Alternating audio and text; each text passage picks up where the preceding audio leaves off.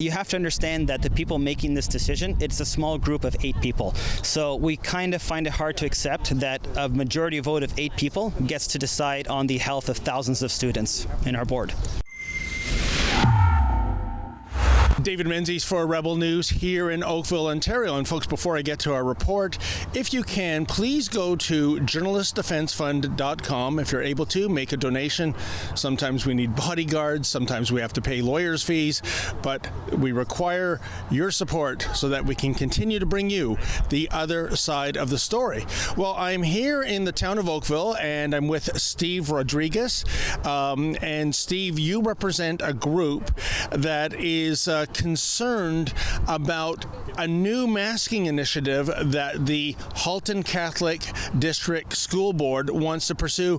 Can you lay out what the issue is for us, please? Sure, not a problem. So just to clarify, this has already actually been put forth. So it's not something we're trying to stop because it's already in motion. We're trying to change this.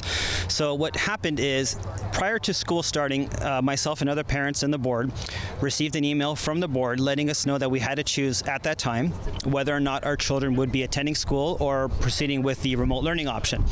And a lot of us had made up our mind at that point, and then we noticed that within the same email, they were also asking us, they were telling us that the decision was already made that children in all grades would have to wear a mask. And that would include junior kindergarten on up, take it? Yes, that's correct. So that would include all grades, whereas the provincial guideline was grades 4 and up, with the JK to 3 being optional but encouraged. When we saw that email, we were... And if I can, Steve, why, if the provincial mandate is 4 and up, yes, why were they doing junior kindergarten and up? What was the reason for that? I can answer that. So when the education minister put forth that suggestion that it only be 4 and up, they did give every individual board the decision to make up their own policy, whether or not they chose to accept it or exceed it. However, they had to have that conversation with the local health board. So in our instance, it would have been the Halton Public Health. And are you optimistic you might get your way here, or what do you think? Unfortunately, it could go either way. We don't know. You have to understand that the people making this decision, it's a small group of 8 people. So we kind of find it hard to accept that a majority vote of 8 people gets to decide on the health of thousands of students. The governments have really based the mandating of masks on public opinion rather than scientific evidence. But one of the things that that I always tell some of my students that I teach is it takes 33 days to make or break a habit and 6 months to build it into your belief system. Well, how long have we been locked down? It's been about 6 months. How many conversations have we had or other people had where you're trying to tell them a viral particulate is this big and the whole of the mass is this big, and it very easily goes through? Yeah, it's very hard for us to accept as well. When we made it clear during the last board meeting that the children that they're asking to mask, the JK to 3, they're at the lowest group of risk in terms of transmitting or being infected by the virus. And we presented these facts vehemently over a 2-hour period in our delegation, and ultimately they decided that they were going to stick with what they decided after a quick 15-minute vote. So personally, I can say in my life I had never felt dismissed in such a way as I did that night. So this is the start. I think the plan is that, like what I experienced, and as I told you, I'm from Iran, what I experienced in my own country, and there's a term called suppression fatigue. It means that there are through years and years of suppression, you become obedient, you become tired, you become exhausted of non-compliance, and this is the start for them. Like, they're gonna do it for years and years, so they become like people who don't care, and they become like who just close their eyes and be obedient. What are your thoughts on the idea of extending the mandatory mask mandate to junior kindergarten on up? I mean, I guess my main question back to you, do you know when this Twilight, season finale episode will actually end? Because, how much more ridiculous can this get? Yeah. We have federal buildings that are exempt from this law. We have people that come in a restaurant, and once they sit down, they are allowed to take the mask off. However, we have children as young as 4 years old being subjected subjected to psychological and physiological trauma. Yeah. How does this make sense? I call this child abuse sanctioned by the government. You would have to ask the trustees, and that is a question that we posed to them. We asked them, look, if you're not willing to amend or rescind this motion, can you at least give us the scientific evidence of why you made this decision? And it hasn't been presented to us. To me, what we're doing right now is we're trying to create little obedient robots. They're just going to comply, do what we're told, work, pay their taxes, and do nothing else. We just feel that some children, myself included, my child, is not psychologically ready to wear a mask for such a long duration. I know that they've said that they are going to be incorporating mask breaks for these children, and that's fantastic, but you have to understand that even with these breaks, some children could be facing a 6 to 8 hour school day when they're wearing a mask. And this is something that has never been done before. Never in our history have we had to have people wear a mask for an undetermined amount of time with no end date. And basically, we just want to find out what can we do about this. And Dan, one question I still haven't had answered sufficiently. We know the flu, the garden variety flu, is highly infectious. It can be deadly to certain groups of people. And yet, as long as I've been alive on this planet, I have never seen a mandate during flu season to mask up and be socially distant. Why is there a different set of rules for the coronavirus and not for the garden variety flu, even when we have a very bad flu season?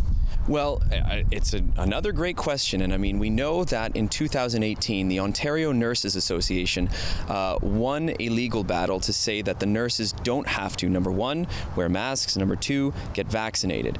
And one of the things that they found in that legal battle was that, of course, masks are not effective in spreading disease or anything like that. So when we've got those separate set of rules where, they've already been tested in a court of law, and even the mayor of Burlington and other public officials have admitted that this is based on public opinion. So you've scared the population into believing that these masks are effective. And, you repeat the subliminal messaging or the not so subliminal messaging. So people believe that they are being safe and effective. You see commercials that are going, I'm wearing my mask for Johnny. I'm wearing my mask for Jane. And they think that they're doing the right thing when really what they're actually doing, as evidenced by the actual scientific research on masks, is they are actually harming themselves, harming Johnny, and harming Jane. But it's the fear that's motivating the opinion, and then of course the politicians get away with that because it's the mass opinion. And now you've had several people come out here in front of the Town of Oakville office, parents, I presume, of children, grandparents perhaps of children in the system.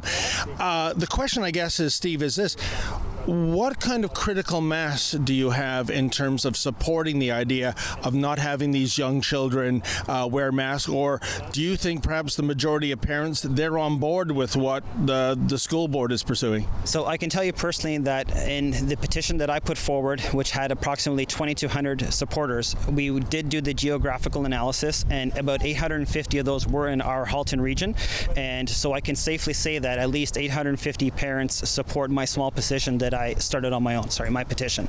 Yes.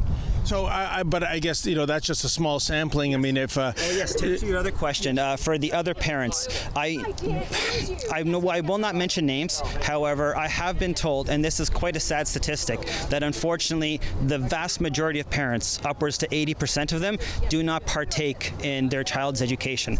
So we have to somewhat accept that people are just doing this out of complacency, and although they may not feel like this is right, they just won't take action to help it be overturned.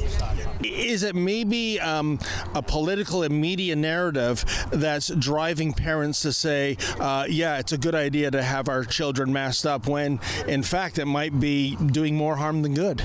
We do believe that it actually could be doing more harm than good, and we've put evidence towards that, and it was not accepted, and it's very troubling for us. We feel strongly in what we're trying to do tonight, and we hope that we can overturn this decision. And to what you were speaking, it could be an element of complacency that we've been made to accept since we've been having to do this since March.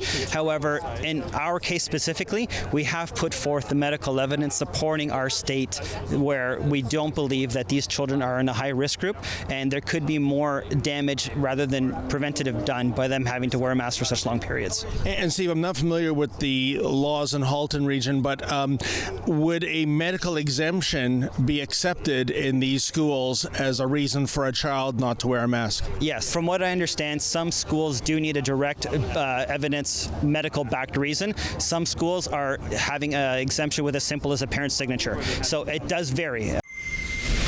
Hey folks, if you can, please go to journalistdefensefund.com, make a donation so that we can continue to bring you the other side of the story.